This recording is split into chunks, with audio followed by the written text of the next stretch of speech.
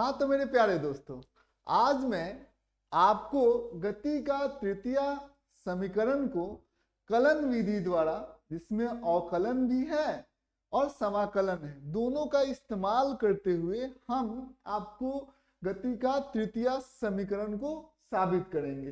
तो सबसे पहले आप, ये हमारे राधे चाचा है और इनको मालूम ही नहीं है कि गति का तृतीय समीकरण जो है वो क्या होता है। गति का तृतीय समीकरण ये बेचारे को मालूम ही नहीं है, ये बेचारे रो रहे हैं, तो हम इन्हें बताएंगे। देखिए राधे चाचा, गति का जो तृतीय समीकरण होता है वो होता है v स्क्वायर बराबर u स्क्वायर प्लस 2as। ये गति का हमारा तृतीय समीकरण होता है। अब इसे हम कलन विधि द्वारा इसे हम साबित करेंगे। तो हमें यह मालूम है कि इसमें देखिए v है, u है, a है और s है, ये सारी चीजें। तो सबसे पहले हमें मालूम है कि v क्या है, v है हमारा अंतिम वेग, u क्या है आरंभिक वेग, a क्या है त्वरण है और s क्या है विस्थापन है। ये हमको पहले से मालूम है। तो एक बात और आपको मैं बताने जा रहा हूं, तो हम इसे साबित कैसे करें। हमारे सामने जो है कलन विधि द्वारा हमारे सामने दो चीजें, एक है dv बटा dt, ये किसके बराबर होगा, a के बराबर होगा, और एक है हमारे सामने ds बटा dt, वो हो जाएगा हमारा v के बराबर। तो दो चीजें जो है हमारे सामने हैं, तो हम सोचते हैं, हम साबित करने की कोशिश करते हैं। देखिए इसमें dv है, dt है और a है। तो अब हम इसी से हम लोग इसको साबित करने की कोशिश करते हैं। तो सबसे पहले आप एक बात देखिए कि dv है, a है, ठीक है, इसमें भी v है और a है। हमको dt से प्रॉब्लम है, तो dt से प्रॉब्लम है और हमको क्या चाहिए, s चाहिए, क्योंकि हमें समीकरण में s है और इसमें s नहीं है। तो हम इसमें s कैसे लाएंगे। सबसे पहले हम इधर किससे गुना कर देते हैं, यहाँ पर हम लोग, हमको तो हमें पता है। अब हम क्या करना चाहते हैं, ऊपर नीचे इधर लिख देते हैं ds और इधर भी लिख देते ds dv बटा dt, ये हमारे सामने हो गया। और इधर भी हम लोग a है, ds से क्या कर दिया, हम लोगों ने दोनों तरफ गुना कर दिया। ठीक है, हमने क्या किया, ds से LHS और RHS में गुना किया, ds से LHS तथा RHS में गुना किया। ठीक है, तो हम लोगों को पता है गुना किया, तो हमें पता है कि दोनों तरफ यदि समान चीजों से यदि मल्टीप्लाई करेंगे, यानी कि इधर भी ds से गुना किया, इधर भी ds से गुना किया, तो समीकरण वही का वही रह जाएगा। ठीक है, ये लिखा या ये लिखा। अब हम लोग क्या करेंगे, ये देखिए ds बटा dt क्या होता है, हमको पता है ds बटा dt हमें क्या होता है, वो तो हमें v होता है। तो यहां पर हम लोग लिख सकते हैं ds बटा dt के जगह पर क्या लिख सकते हैं हम लोग, v, और ये dv है तो v dv हो गया, और ये क्या हो जाएगा a ds हो गया। कोई दिक्कत की बात नहीं है। हमने यहाँ पर क्या किया है, हमने कुछ नहीं किया है, dv ds बटा dt को हम लोगों ने क्या लिख दिया, हम लोगों ने v लिख दिया है, और कुछ हम लोगों ने कुछ नहीं किया हुआ है। तो हम लोगों ने इतना कर लिया। अब देखिए दोनों तरफ हम लोग क्या करेंगे, हम लोग इंटीग्रेशन का साइन देंगे, समाकलन का साइन देंगे, चिन्ह देंगे। तो दोनों तरफ हम लोगों ने समाकलन कर दिया। ठीक है, अब देखिए एक बात बताइए कि क्योंकि हमको v dv है, तो हमें आप देखेंगे dv तो इसमें है नहीं, तो इसलिए हमें इसको क्या करना पड़ेगा, समाकलन करना पड़ेगा। एक बात और ध्यान देने योग्य बातें आप यहाँ पर देख सकते हैं कि जब आरंभिक वेग कितना है, आरंभिक वेग t बराबर 0 सेकेंड पर s क्या है, s 0 मीटर है, s तो 0 मीटर है, और अब देखिए और क्या है, s 0 मीटर है और क्या है जो आरंभिक वेग है v बराबर, मतलब जो आरंभिक वेग है v बराबर u के बराबर है। आरंभिक वेग जो वेग है, वेग कितना है, वेग हमारा u के बराबर है और वेग u है। ठीक है, ये चीजें आपको ध्यान से समझना होगा। तो और t बराबर t सेकेंड पर, t बराबर t सेकेंड पर आप यहाँ पर देख सकते हैं कि क्या हो जाएगा, जो विस्थापन है s डैश को हम लोग मान लेते हैं कि वो a से है, विस्थापन a से है। ठीक है, और आप देखिए यहाँ पर विस्थापन तो s हो गया और वेग कितना हो जाएगा, वेग क्या हो जाएगा, ये फाइनल वेग v के बराबर है। तो ये हम लोगों ने ये चीजें दोनों को हम लोगों ने बड़ी आराम से क्या कर लिया, लिख दिया। अब यहाँ पर आपको देखने वाली बात ये है कि अब हम लोग लिमिट का यूज करेंगे, लिमिट यूज करेंगे। तो सबसे पहले आप यहाँ पर देख सकते हैं, यहाँ पर आइए, सबसे पहले देखिए v dv ये किसके बराबर है, a ds के बराबर है। अब हम लोग साइन यूज करेंगे। जब विस्थापन शून्य है, जब विस्थापन 0 मीटर है तो इधर क्या है, v dv यानी कि dv वेग के बारे में हमें सोचना पड़ेगा। तो विस्थापन 0 मीटर है तो यहां पर वेग कितना है, वो u के बराबर है। और जब विस्थापन आपका s मीटर है, ठीक है, तो वेग कितना है, वेग है हमारा v के बराबर है। ठीक है, अब देखिए v के साथ तो dv है लेकिन ds के साथ हमारे पास s नहीं है, तो हमको s ds के साथ s होगा तभी हम लोग उसका समाकलन कर सकते हैं। तो a ds है तो हम लोग a गुने 1 गुने ds भी तो लिख सकते हैं, इसमें कोई दिक्कत की बात नहीं है। अब हम लोग फिर से इसको लिखते हैं, यहाँ पर देखिए v dv है, ठीक है, v dv है, v dv हम लोगों ने क्या किया, ऐसे लिख दिया, u से गया ये v की तरफ। यहां पर आप देखिए क्योंकि हमको s चाहिए तो हम 1 की जगह पर s का घात 0 भी लिख सकते हैं, तो वही करेंगे, a गुने s का घात कितना हो जाएगा, 0। ठीक है, s का घात हम लोग 0 लिख देते हैं और फिर क्या हो जाएगा, ds हो जाएगा, कोई दिक्कत की बात नहीं है। तो ऐसे हम लोग लिख सकते हैं, गुना का साइन देना चाहते हैं तो दीजिए, नहीं देना चाहते हैं तो लिख दीजिए। अब क्या हो जाएगा, 0 से लेकर s तक विस्थापन है, कोई दिक्कत नहीं है। अब हम लोग आगे बढ़ते हैं, ये v का घात कितना है, 1 है। तो v का घात 1 है तो हम लोग क्या करते हैं, घात 1 बढ़ाएंगे। तो v का घात 1 से क्या करेंगे, हम लोग 1 बढ़ा देंगे तो 1 प्लस 1 हो गया, और जो घात है उसको हम लोग क्या करते हैं, डिनोमिनेटर में लिख देते हैं, कोई दिक्कत की बात नहीं। इसका घात 1 बढ़ाया और उसी घात से हम लोगों ने इसमें भाग लगा दिया। अब यहाँ पर जो हमारा लिमिट है वो कितना है, वो है हमारा u से v तक। अब यहाँ पर ध्यान देंगे, जो s है, s क्या है, s क्या है, एक नियतांक है, मतलब वो कांस्टेंट है, तो उसको एज इट इज रख देंगे। s का घात क्या है, 0 है, तो क्या लिख देंगे हम लोग, a s का घात 0 प्लस 1 बटा 0 प्लस 1, ये घात लिख दिया हम लोगों ने। और ये क्या हो गया, ये हो गया हमारा 0 से s तक हो गया, कोई दिक्कत नहीं है।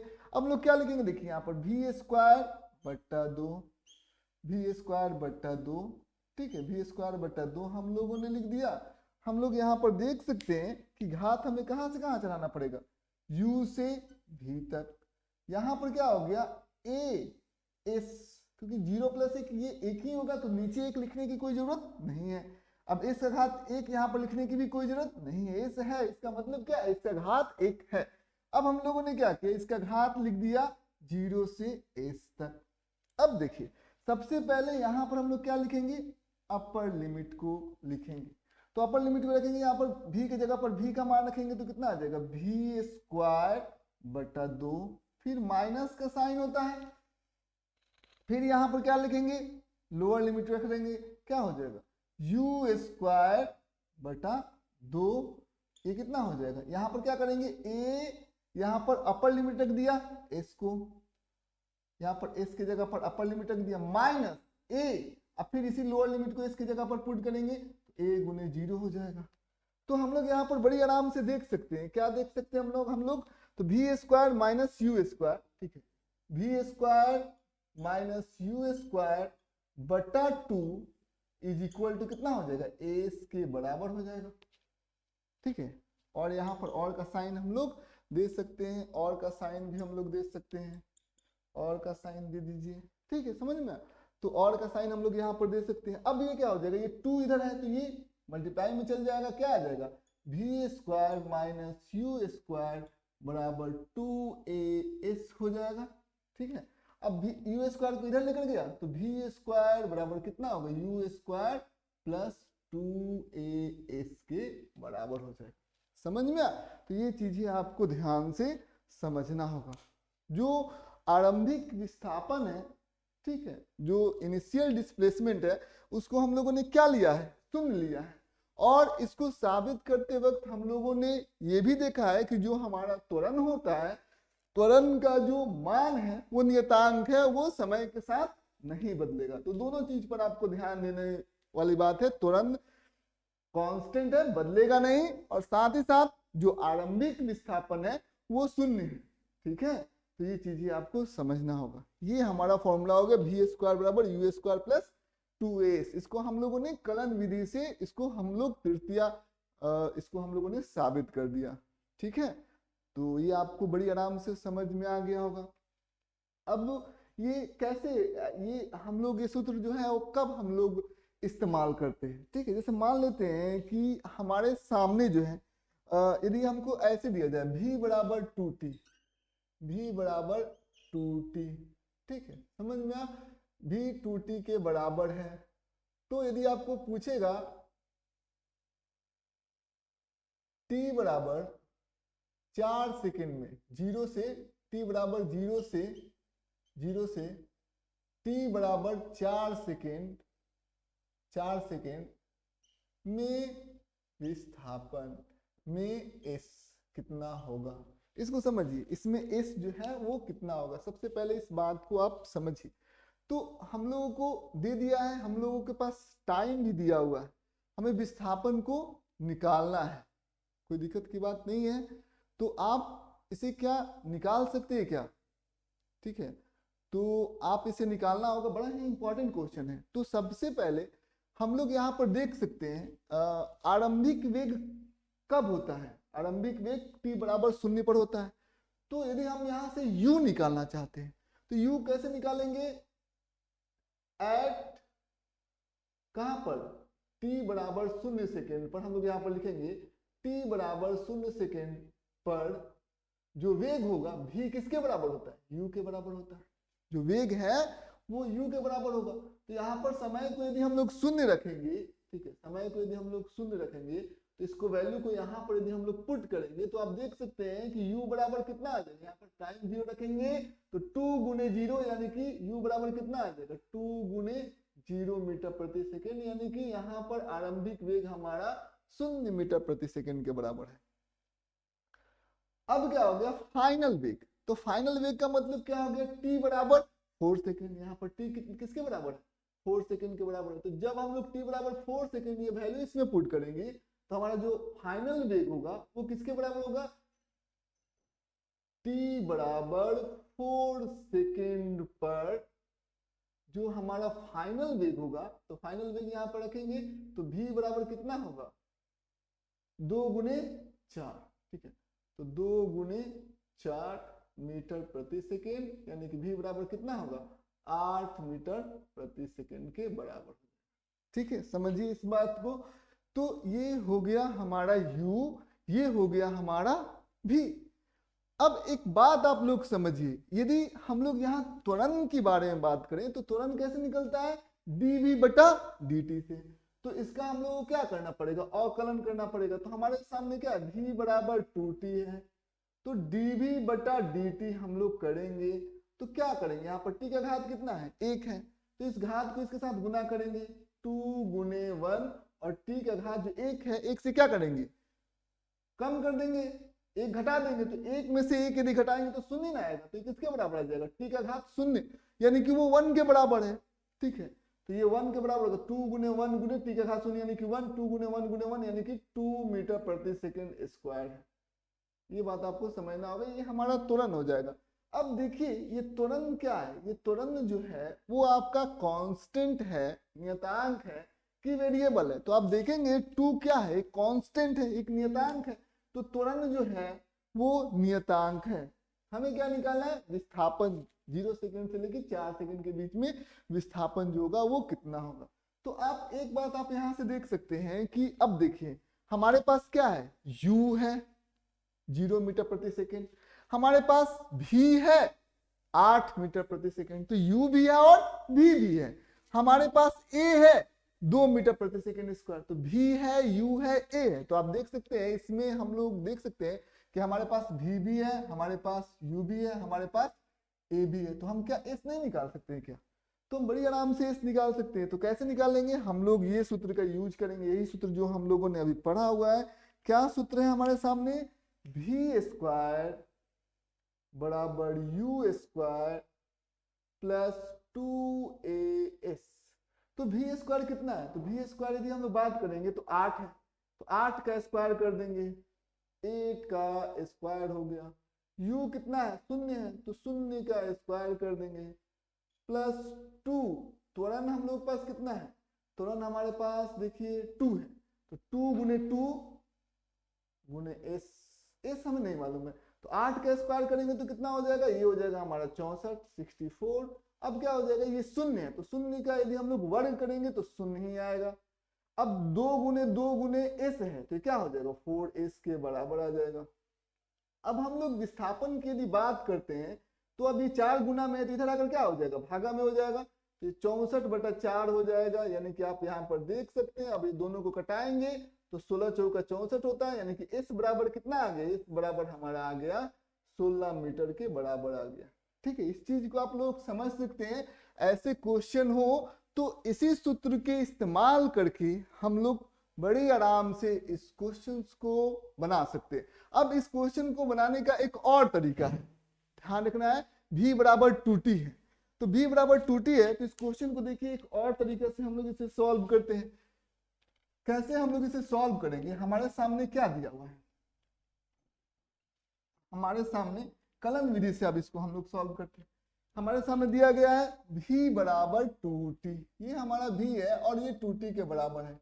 हमको चाहिए s, डिस्प्लेसमेंट चाहिए, विस्थापन चाहिए। तो हम लोगों को पता है s बराबर क्या, v बराबर क्या होता है, ds बटा dt भी होता है। तो हम लोग इसको ऐसे लिख सकते हैं, ये किसके बराबर हो जाएगा, 2t के बराबर हो जाएगा, कोई दिक्कत की बात नहीं है। अब क्या होगा कि अब ds बराबर कितना होगा, ds को हम लोग ऐसे लिख सकते हैं 2t dt, ठीक है, 2t dt भी हम लोग लिख सकते हैं। अब हमको s चाहिए, ds नहीं चाहिए, तो हमको क्या करना पड़ेगा, समाकलन करना पड़ेगा।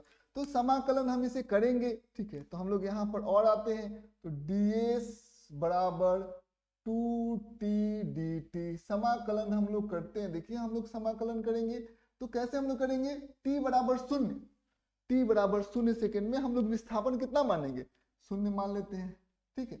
और ds है, तो ds है तो आप ये ds का जो समाकलन होता है वो s होता है, ये आपको पता होना चाहिए। और नहीं तो आप इसको यहाँ पर अब डायरेक्ट भी बना सकते हैं, ds का s होगा। जैसे यहाँ पर लिख सकते हैं हम लोग, चाहे हम लोग इसको पूरा अच्छे तरीके से आप समझना चाहते हैं तो ds को हम s का घात 0 ds भी लिख सकते हैं, ऐसे भी लिख सकते हैं। तो यहाँ पर हम लोग ऐसे लिख देते हैं, जब t बराबर कितना है 4 सेकेंड पर विस्थापन को हम लोगों ने s मान लिया। तो आप इस चीज को समझिए, आप यहाँ पर देखिए s का घात क्या है 0, तो हम लोग क्या करेंगे, s का घात 0 प्लस 1 बटा 0 प्लस 1, ठीक है, घात को हम लोगों ने एक बढ़ाया, उसी को हम लोगों ने नीचे भी लिख दिया। तो ये चीजें आपको ध्यान से समझना होगा। अब क्या हो जाएगा, 0 से ये s हो जाएगा, कोई दिक्कत की बात नहीं है, घात एक बढ़ाया, उसी घात को नीचे भी लिख दिया। अब यहाँ पर क्या है, इसका घात कितना है 1, इस घात को हम लोग बढ़ाएंगे, ठीक है, d का घात 1 है, तो 1 से क्या करेंगे हम लोग 2 करेंगे, क्योंकि घात एक बढ़ाया, उसी घात को नीचे लिख दिया, 2 को हम लोगों ने नीचे भी लिख दिया। अब यहाँ पर ध्यान दीजिए, ये कहाँ से कहाँ तक जाएगा, 0 से 4।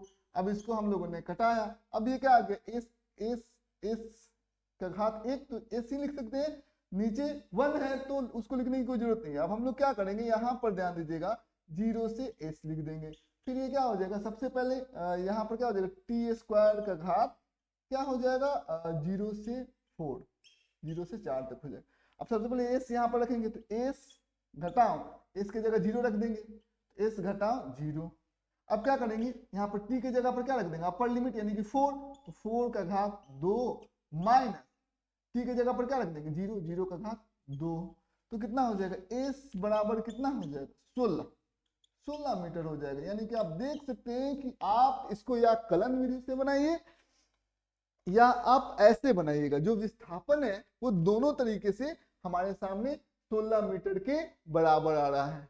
ठीक है, तो इस प्रकार से गति का तृतीय समीकरण है। उम्मीद करते हैं ये क्लास आपके लिए इंफॉर्मेटिव होती होगी।